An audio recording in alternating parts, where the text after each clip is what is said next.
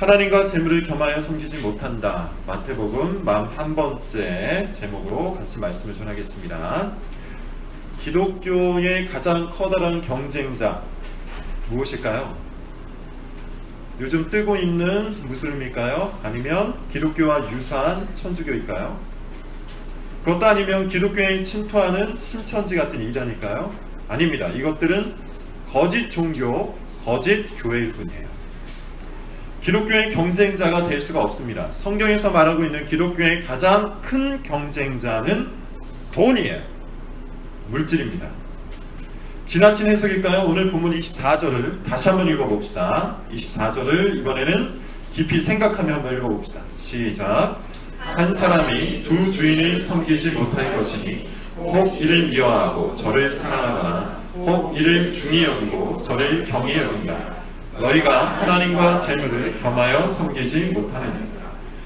예수님은 한 사람이 섬길 수 있는 주인이 둘이 있다고 이야기하시는데, 한 주인은 하나님이에요. 그리고 다른 한 주인은 뭡니까?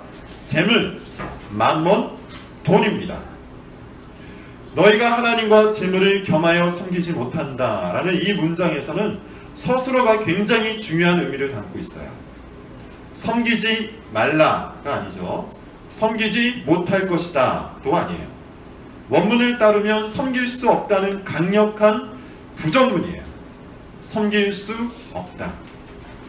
너희가 성도라면 하나님과 재물을 겸하여 섬길 수가 없다. 함께 섬기지 못한다. 다시 말하면 이 말씀은, 이 문장은 명령문도 아니고 미래형도 아니고 평서문이라는 겁니다. 이것은 하나의 명제예요. 진리예요. 1 더하기 1은 2인 것처럼 성도는 하나님과 재물을 겸하여 섬길 수가 없습니다. 섬기지 못합니다. 무엇보다 이 말씀을 예수님이 하셨다는 것이 중요하죠. 예수님은 기독교의 경쟁자를 다른 종교라고 말씀하지 않으세요. 다른 신이라고 이야기하지도 않아요. 돈이라고 말씀하세요. 이렇게 이야기하시죠. 혹 이를 미워하고 저를 사랑하거나 혹 이를 중히 여기고 저를 경히 여긴다. 돈은 기독교의 강력한 경쟁자입니다. 경쟁자라는 말은 무슨 뜻입니까? 둘 중 하나라는 거예요. 하나님을 예배하거나 돈을 예배하거나, 하나님을 섬기거나 돈을 섬기거나, 둘 중 하나일 뿐이라는 겁니다. 존 파이퍼라는 목사님께서 아주 통찰력 있는 말씀을 하셨는데 이런 말입니다. 돈의 사용은 예배 행위입니다. 내가 그리스도를 예배하는지 아니면 다른 무언가를 예배하는지를 돈의 사용을 통해서 보여줄 수가 있습니다. 무슨 뜻입니까? 돈을 대하는 마음가짐, 돈을 버는 방식, 돈을 사용하는 방식이 곧 내가 무엇을 예배하는지를 보여준다는 거예요.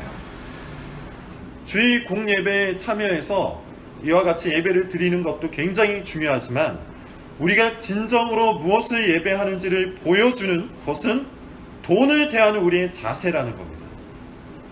여러분, 이것을 명심하셔야 됩니다. 성경은 일상과 신앙을 구분한 적이 한 번도 없어요.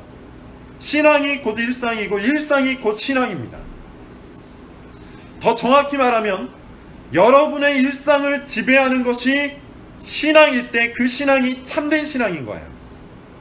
반면에 일상을 지배하는 것이 신앙이 아닐 때는 그 신앙은 거짓이라는 겁니다. 그리고 더 중요한 것은 현대사회에서 일상을 지배하는 것이 신앙이 아닐 때 일상을 지배하는 것은 대부분 돈이라는 거예요. 유엔이 발표한 세계 행복 보고서라는 것이 있는데, 이 보고서를 따르면 우리나라의 행복 지수가 OECD 국가 중에 꼴찌랍니다. 국민들의 상당수가 행복하지 않다, 이렇게 답변을 했다는 것인데요. 여기서 주목할 만한 내용이 하나 있어요. 행복을 평가하는 기준에서 우리나라 사람들은 다른 나라에 비해 압도적으로 돈을 꼽았다고 해요. 다른 나라에서는 관계라든지 사회활동이라든지 삶의 여유 등을 행복의 조건으로 꼽았는데, 우리나라는 60%가 넘는 사람들이 돈 때문에 행복하고 행복하지 않다, 이렇게 답변을 했대요. 돈이 마음을 지배하고 있는 거예요. 돈이 얼마나 우리 마음을 지배하고 있는지는 사실 여러분 자신이 더 잘 아실 겁니다. 우리가 살아가는 이 세속사회는 말 그대로 돈이 신의 자리를 차지하고 있는 물질주의 사회예요. 관계를 돈으로 평가하죠. 저 사람과 관계를 잘 맺으면 나중에 나에게 크게 도움이 되겠다. 저 사람은 나에게 아무런 유익이 없겠다. 이런 식으로 자신에게 도움이 될지 안 될지를 평가한다는 거예요. 존경도 돈으로 평가해요. 와, 저 사람 저렇게 돈이 많다니 정말 부럽구나. 저 사람은 성공한 사람이야.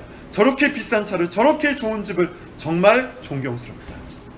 이런 생각은 반대로 돈이 없는 사람은 존경스럽지 않다는 말과 다를 바가 없어요. 돈을 갖고 사람의 중함을 평가하는 겁니다. 심지어 신앙도 돈으로 평가하는 사람이 있어요. 저 사람은 저렇게 큰 돈을 헌금하는구나. 저 사람이 나중에 장로가 되면 교회에 좋겠구나. 저 사람은 하나님이 축복하셨구나. 신앙도 참 좋을 거야. 이런 식이라는 겁니다. 돈이 한 사람의 인격, 한 사람의 신앙을 평가해버린다는 거예요. 모든 것이 돈으로 평가받고 모든 것이 돈을 기준으로 결정되는 사회, 물질주의 사회, 우리가 살아가고 있는 이 세속사회예요. 그렇다면 이 세속사회를 살아가는 우리 성도 여러분은 어떻습니까?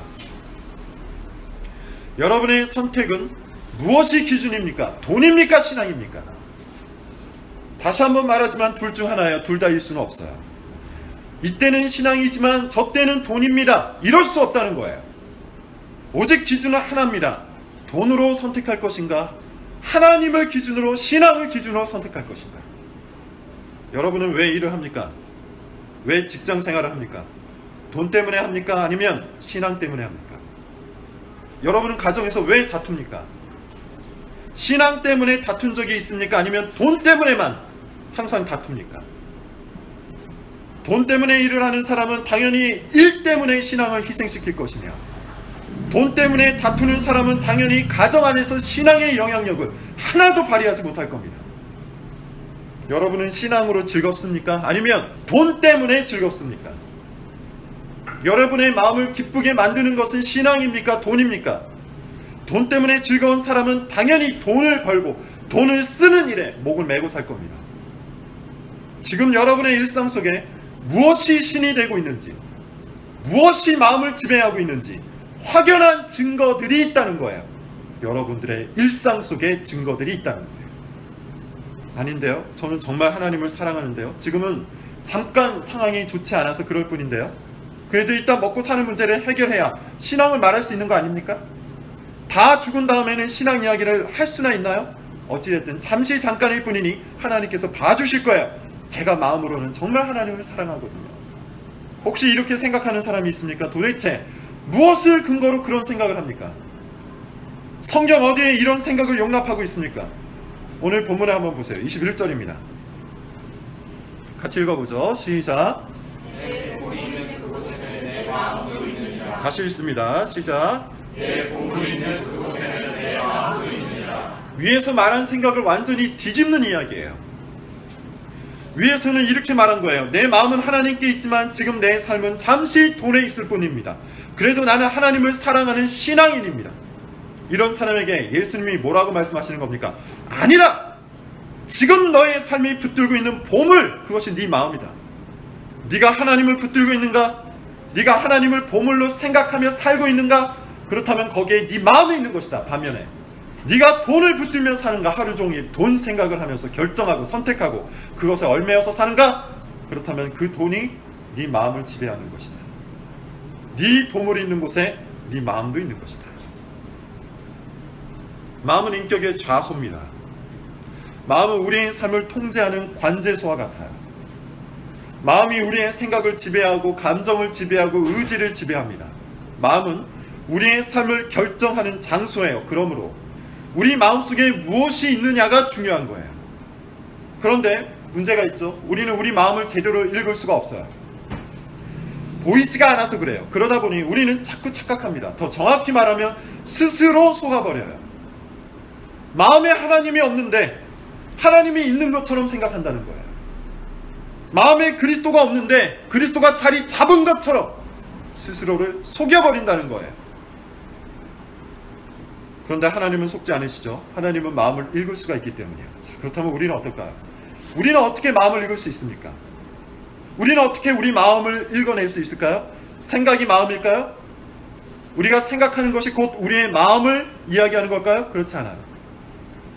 많은 사람들이 그렇게 생각합니다. 생각이 곧 마음이다. 나는 착한 생각을 하니 난 착한 사람이다. 나는 하나님에 대해서 생각하니 나는 그리스도인이다. 착각입니다. 그렇다면 감정이 마음일까요? 마찬가지로 많은 사람들이 그렇게 생각해요. 나는 가난한 사람들에게 동정심을 갖고 있으니 나는 선한 사람이다. 나는 하나님과 교회에 대해서 호감을 갖고 있으니 나는 그리스도인이다. 착각이에요. 생각과 감정은 우리를 얼마든지 속일 수 있어요. 그렇다면 우리는 보이지 않는 우리의 마음을 어떻게 읽어낼 수 있을까요? 여러 번 말씀드렸는데 산상수훈을 끝날 때 예수님께서 이런 말씀을 하세요. 같이 한번 찾아봅시다. 마태복음 7장 16절부터 20절이에요. 마태복음 7장 16절부터 20절입니다. 다 같이 한번 읽어봅시다. 시작. 그들의 열매로 그들을 알지니 가시나무에서 포도를 또는 엉겅퀴에서 무화과를 따르느냐. 이와 같이 좋은 나무마다 아름다운 열매를 맺고 못된 나무가 나쁜 열매를 맺나니 좋은 나무가 나쁜 열매를 맺을 수 없고 못된 나무가 아름다운 열매를 맺을 수 없느니라. 아름다운 열매를 맺지 아니하는 나무마다 찍혀 불에 던져지니라. 이러므로 그들의 열매로 어떻게 알 수 있습니까? 우리는 어떻게 우리의 마음과 다른 사람의 마음을 짐작할 수 있습니까? 열매예요. 열매로 그들을 알리라. 말로 아무리 떠들어도, 말로 아무리 포장을 해도 삶의 열매가 그 사람 마음속에 무엇이 있는지를 증명하는 거예요. 생각과 감정을 들고 스스로 자기 마음을 포장하려고 애를 써봐도 삶의 열매는 그 사람이 무엇을 진정으로 소중하게 여기는지를 드러낸다는 거예요. 이것은 성경이 말하는 삶의 원리이기도 해요. 사랑한다고 말은 하지만 일에 미쳐서 집에 들어오지 않는 가장의 말을 어찌 믿을 수 있습니까?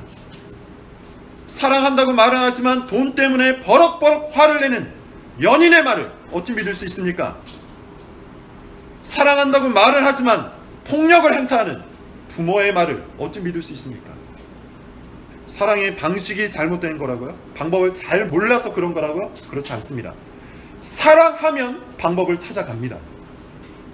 삶의 열매는 우리가 무엇을 소중히 여기는지를 보여줘요. 마찬가지예요. 하나님 사랑을 노래하면서 눈물을 흘리지만 일주일 내내 돈 버느라고 하나님께 한 번도 나아가지 않는 사람은 어찌 신앙인이라고 말할 수 있겠습니까? 신학서적을 탐독하면서 자기 호기심은 충족시키지만 하나님보다 돈을 더 신뢰하는 사람을 어찌 신앙인이라고 말할 수 있겠습니까? 주일에는 교회 활동을 열심히 하지만 월요일부터 토요일까지는 오직 자기 성공을 위해서 살아가는 그런 사람을 어찌 신앙인이라고 말할 수 있겠습니까? 우리가 살아가는 삶의 모습 그 자체가, 우리가 살아가는 삶의 방식 그 자체가 우리가 무엇을 소중히 여기는지를 증명하는 거예요.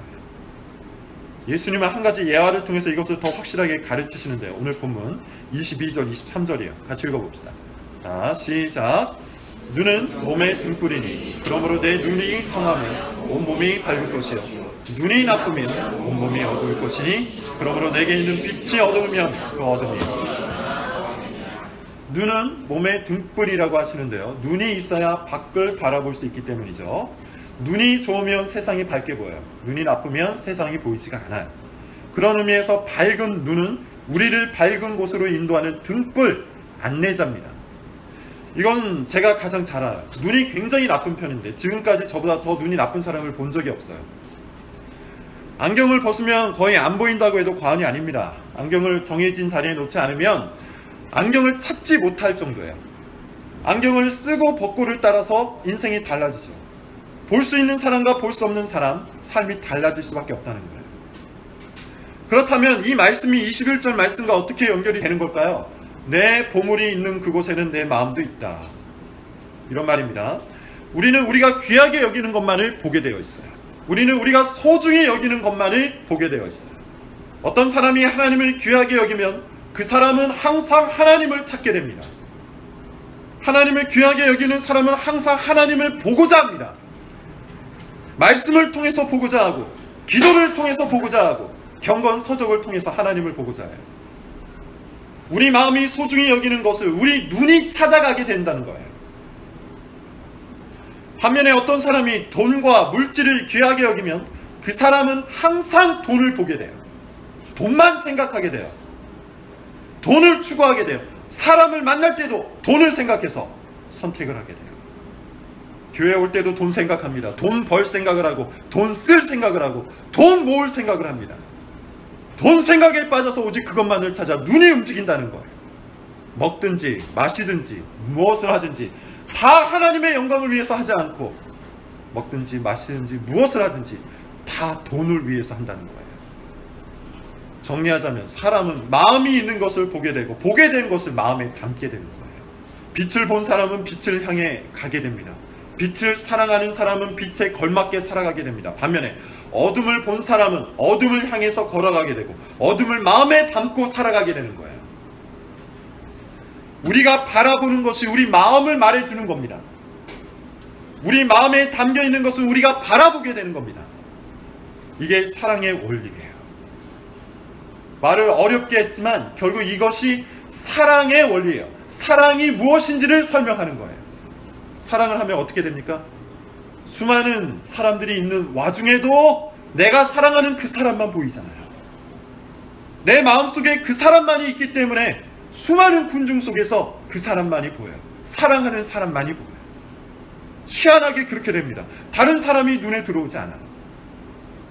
그 사람의 행동, 그 사람의 습관, 그 사람의 옷차림, 그 사람의 물건들이 굳이 노력하지 않아도 눈에 들어와요. 그 사람이 내 마음에 담겨있기 때문입니다. 그 사람이 눈에 들어오면 이제 어떻게 합니까? 그 사람 중심으로 내 삶이 바뀌기 시작하죠. 그 사람이 좋아하는 음식에 관심이 갑니다. 그 사람이 좋아하는 일들이 나도 좋아지게 됩니다. 그 사람이 화를 내는 일에 나도 같이 화를 내게 돼요. 이것이 사랑의 원리예요. 결국 지금 본문에서 예수님이 말씀하시고자 하는 것은 너희들이 진정으로 무엇을 사랑하느냐예요. 너희가 정말 하나님을 사랑하느냐? 정말 너희들이 마음과 뜻과 정성을 다해 하나님을 사랑하느냐? 아니면 말만 하고 하나님을 사랑한다고 말만 해놓고는 사실은 돈을 사랑하고 있는 거 아니냐? 물질을 사랑하고 있는 거 아니냐? 세상을 사랑하고 있는 거 아니냐? 이것을 묻고 계신 겁니다. 저도 여러분에게 묻고 싶어요. 우리는 매주 언약의 10가지 말씀 10계명을 낭독합니다. 그리고 예수님의 강령을 읽고 있어요. 거기에는 이런 말씀이 있죠. 예수께서 가라사대 내 마음을 다하고 목숨을 다하고 뜻을 다하여 주 너의 하나님을 사랑하라. 우리는 이 말씀을 낭독할 때마다 아멘으로 화답하는데 정말 이 말씀대로 살아가고 계십니까? 하나님을 사랑함으로 다른 그 어떤 것도 마음에 담지 않고 그렇게 살아가고 계십니까? 하나님을 사랑함으로 돈을 사랑하지 않고, 하나님을 사랑함으로 일을 사랑하지 않고, 하나님을 사랑함으로 성공을 사랑하지 않고 계십니까? 그렇게 살아가고 계십니까? 사실 오늘 본문은 10계명과 굉장히 긴밀한 관계를 가져요. 10계명 전체는 하나님과 물질, 하나님과 돈, 하나님과 자기 탐욕 사이를 선택하는 문제예요. 10계명의 제1계명이 뭡니까? 너는 나 외에는 다른 신을 내게 두지 말라. 10계명의 마지막 계명이 뭡니까? 탐내지 말라예요. 다시 말하면 너희가 하나님과 재물을 겸하여 섬길 수 없다라는 거예요. 오직 하나님만을 사랑함으로 하나님만을 주인 삼으라는 겁니다. 돈의 마음을 빼앗기지 말라는 겁니다. 탐욕에 넘어지지 말라는 거예요. 하나님을 사랑하는 사람은 10계명을 실천하는 삶을 살 것이고, 하나님을 사랑하지 않는 사람은 10계명을 무시하는 삶을 살 겁니다. 그리고 그 중심에는 네 번째 계명, 안식일 규정이 있어요. 그 이야기는 다음 주에 하겠습니다. 오늘 본문과 관련해서 종교개혁자 칼빈은 이렇게 주석을 달고 있으니 잘 들어보세요. 하나님이 사람의 마음의 절반으로 만족하실 것이라고 상상하는 자들은 모두 스스로 속고 있는 것이다. 야심이 있는 자는 나는 내 마음의 상당 부분을 명예를 쫓는 일에 바치기는 하지만 하나님을 섬기는 일을 그치지 않을 것이다 라고 말한다. 탐욕스러운 자들, 쾌락에 빠져있는 자들, 먹기를 탐하는 자들, 음행을 저지르는 자들, 잔인한 자들도 모두 그들 나름대로 그들 자신을 위하여 동일한 변명을 늘어놓는다. 이 구절은 마치 빛과 어둠을 조화시킬 수 있다는 뜻이 아무렇지도 않게 죄악을 즐기는 자들, 곧 위선자와 외식하는 자들에 관한 말씀입니다. 하나님은 절반의 마음으로 만족하시는 분이 아니에요. 절반의 마음만 얻기 위해서 아들 예수 그리스도를 십자가에 죽이신 분이 아니에요. 절반의 마음만 드리고 절반의 마음은 자신을 위해서 마음껏 사용할 수 있다고 생각하는 그들은 십자가를 모욕하는 거예요. 절반의 마음은 하나님을 사랑하고 절반의 마음은 돈을 사랑한다면 그 사람은 십자가의 예수 그리스도를, 그 가치를 무시하고 경멸하는 거예요. 그렇게 우리는 어떻게 살아야 합니까? 오늘 이 말씀 가운데 우리가 서야 하는데요. 본문 19절 20절입니다. 같이 읽어봅시다. 본문 19절 20절입니다. 시작. 너희를 위하여 보물을 땅에 쌓아주라. 거기는 종과 동록이 행하며 도둑이 구멍을 뚫고 도둑질하느니라. 오직 너희를 위하여 보물을 하늘에 쌓아주라. 거기는 좀이나 동록이 행하지. 성경을 읽어보면, 특별히 예수님이 하시는 말씀을 들어보면 항상 간결하고 명확합니다. 복잡하지가 않아요. 어렵지가 않아요. 단순합니다. 제가 늘 말하듯이 복잡한 것은 우리 마음, 우리 생각일 뿐이에요.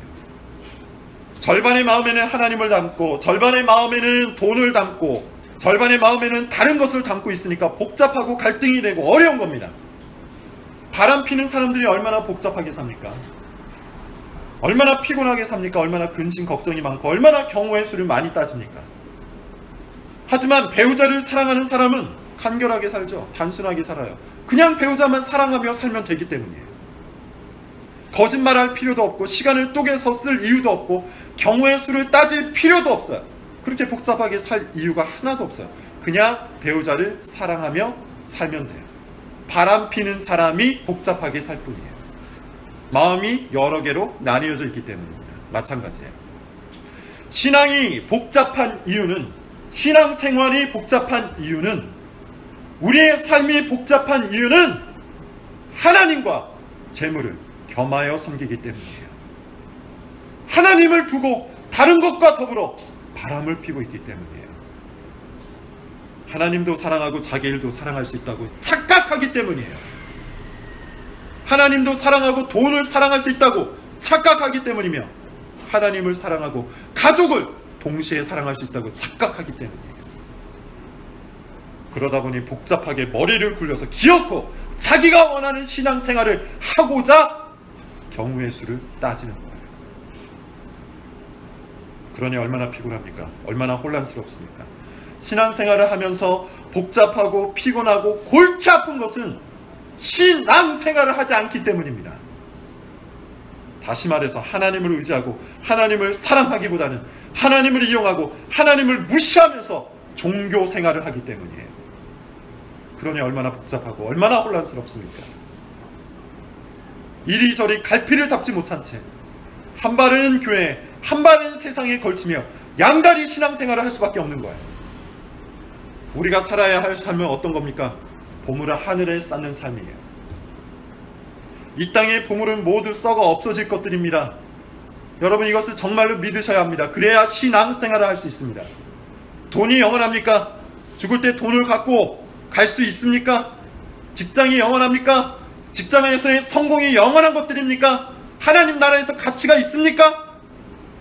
가족이 영원합니까? 천국과 지옥이 가족의 화목으로 결정됩니까?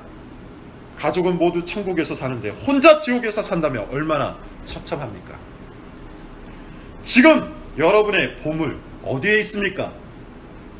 이 땅에 속해 있는 그것이 보물입니까? 그렇다면 속히 하늘에 속한 보물로 바꾸셔야 돼요. 오늘의 결론입니다. 오늘은 몇 가지가 대주되어 나왔죠. 하나님과 재물, 하늘에 속한 보물과 땅에 속한 보물, 밝은 눈과 나쁜 눈, 빛과 어둠. 오늘 본문에 나온 대조들이에요. 이것은 무엇을 뜻하는 걸까요? 우리의 삶이 그렇게 명확하다는 거예요. 이 세상에는 결국 두 종류의 사람밖에 없다는 겁니다. 한 사람은 하나님을 사랑하여 하늘의 보물을 쌓아가는 밝은 눈을 갖고 빛을 향해 살아갑니다. 다른 한 사람은 재물을 사랑하여 땅에 보물을 쌓는 나쁜 눈을 갖고 어둠을 향해 걸어가는 사람이에요. 중간은 없어요. 회색지대는 없어요. 양다리를 걸친다면 그 사람은 회색지대에 있는 것이 아니라 재물을 자기 신으로 섬기는 거예요. 그런 의미에서 적당한 신앙이라는 것 없습니다. 미적지근한 신앙이라는 것 없습니다. 하나님 나라에 속한 사람과 세상 나라에 속한 사람은 확연히 구분된 삶을 살고 바로 그 삶이 그 사람의 마음을 증명할 뿐이에요. 그러므로 오늘 본문에서 우리가 만나는 결론은 다시 이것이죠. 나는 정말 구원을 받았는가? 나는 정말 구원을 받았는가? 나는 정말 하나님 나라에 속한 사람인가? 나는 정말 복음을 아는가? 나의 이 적당한 신앙은 도대체 어디에서 왔는가? 나는 정말 예수님을 아는 사람인가? 여러분, 정말 예수님을 아십니까? 우리의 주님이 되시고 우리의 구주가 되시는 예수님을 정말 아십니까? 정말 예수님을 만나서 그분으로부터 오는 하나님의 영을 받아 살고 계십니까? 여러분은 정말 하나님 나라를 보고 계십니까? 여러분의 삶은 정말 빛에 합당한 삶입니까? 음습하고 어둡고 은밀하게 숨은 채 자기가 짓고 싶은 죄를 마음껏 지으면서 살고 있는 거 아닙니까? 우리는 정말 그리스도인입니까? 24절 말씀이 이 질문에 대한 기준이래요.